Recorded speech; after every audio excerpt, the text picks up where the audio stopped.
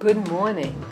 This is Spirit Journey. Today is Tuesday, July 25th. I was listening to a radio show, episode 506, From Faith to Black with Jimmy Church.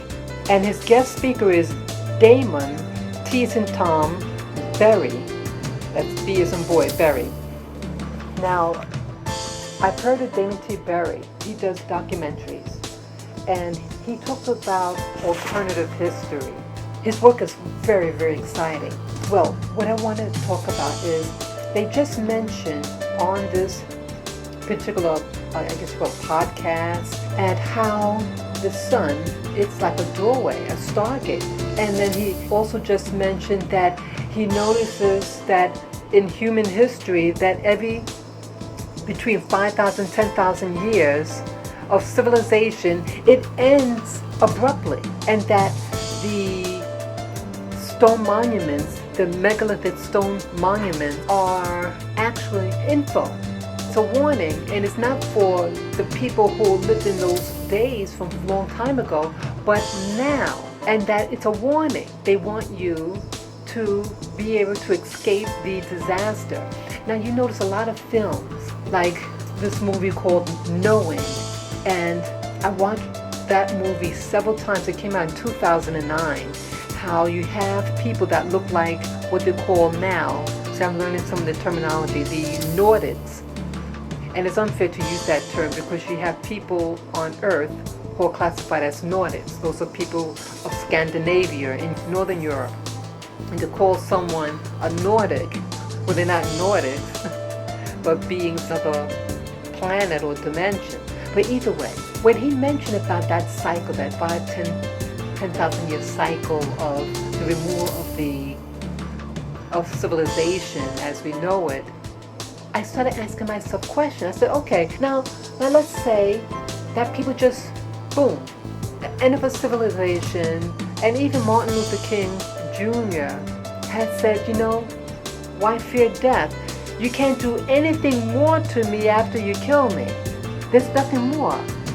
But what if the real war is about destroying you, the civilization, to force that population back to where we come from spiritually? We just habitating these bodies. I'm learning that our bodies is just something that we could manipulate matter. We can interact with different objects. We use our 5 senses to navigate in this 3D reality. So, if you kill off a population or civilization, then those souls have to go somewhere, right? Where does it go? Maybe it goes back in those portals that Damon T. Berry is talking about. And maybe it's to desire these souls for a new civilization, maybe. It's to extract as much as you can get in this world and then force us to go somewhere else. They say that we don't really die. Our body dies, and it's that thing what you call reincarnation. And maybe this is a component too. What is reincarnation? Well, with reincarnation, then you're able to incarnate and be put in another environment. Maybe this is what they call prison planet is all about. That prison of being forced to go somewhere else and to do a particular task at hand. And it just keeps on going on and on and on. What more is there to do in this 3D world? It's just so much chaos, fighting. And it's the same thing that just seems to keep on reproducing itself. The violence, the despair. I don't want to keep on doing this. And again, what's on that other side of life? Let's say they're saying maybe this world, this 3D world called Earth, is really supposed to be like a paradise where you can use your senses and experience these things that are called pleasure, and that maybe we really don't want to go. They're saying time's up. 5,000-10,000 years is almost up, and you have to go back where you come from. But maybe that's what's happening. We don't want to go back. And so now they're putting all this stuff. And so then they're going to get a new set of people Damon T documentary series. That is something that keep on going on and on. So why keep on redoing this cycle? What is the real end game of it all? Is it just manipulate matter? Why do we need matter for? They said most things in this world, galaxy, whatever universe, is what they call dark matter or black matter. And it's faceless, it's weightless. This dark matter, that's where life or what we see in reality comes from. We're bigger than life itself.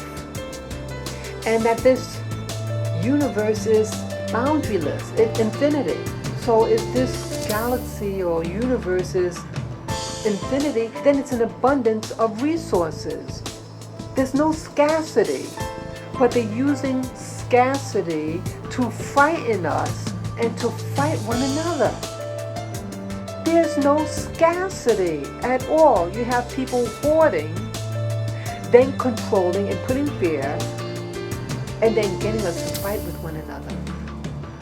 What is the real aim of it all? For us to just fight and suck our energy? Then it's all about money and resources, but it's endless. Next question I ask myself, don't you notice a lot of scientists, people who find these ancient artifacts, don't you notice a lot of them tend to be Germans or of German ancestry? For example, there's a site in Turkey. Now, I don't know when this researcher found it, but it's in Turkey, and it may be the oldest known megalithic structure on this planet. It's very, very old. And again, the similar themes about the serpent, things like that. And then, why? Why are so many scientists seem to come from these nations, Germanic races? Look at our school system in New York City. Now, they have a Board of Ed. Now, I think they dismantled the Board of Ed as we used to know it, but there's still a governing body over the educational system. And some of these people also of a Germanic background as well, teaching your children history according to what they want you to believe. And then I started thinking, I was in a library a couple of years back. It was a library at Brooklyn College, and they had this big book on demographics. And I was really surprised that the book was open to this page, and it was a page of the demographics of the United States of America. And you know who the largest ethnic group is according to this book. It was like a government book. It was an official book. Germans, I kid you not. Not the British, not Anglo-Saxons, but Germans are the largest group in the United States. I said, wow. Then look at this. There's another German connection. They have this thing called the Nordics. Tall, light-haired people, blue eyes. Nordics on Earth are the people from Northern Europe, a Germanic race of people as well. Now, Nazi Germany based a lot of their lore on this, what they call the Aryan race of people. A mythological group of people who have the same type of physical appearance to that of these extraterrestrials that is now known as the Nordic. So what's going on? There seems to be a connection between the German race, and it's not to say that all German people are stealth. You have innocent people who just so happen to be German, just like any other ethnic group in the world, that they just so happen to have these genetics, and they are goodly human beings. But you have people still that are members of certain ethnic groups that dominate certain fields of interest and have power to influence the masses. So what's going on in this world? You have the ET race that look like ancient Germanic races. You have the U.S. that so heavily talk about, race and segregate people according to race, which is really a new phenomenon. And even Nazi Germany was about race, right? And you have these ETs, and then you have a school system, and ancient histories, and all these modern day scientists of German ancestry that's seeking out these ancient sites. Why are they so preoccupied?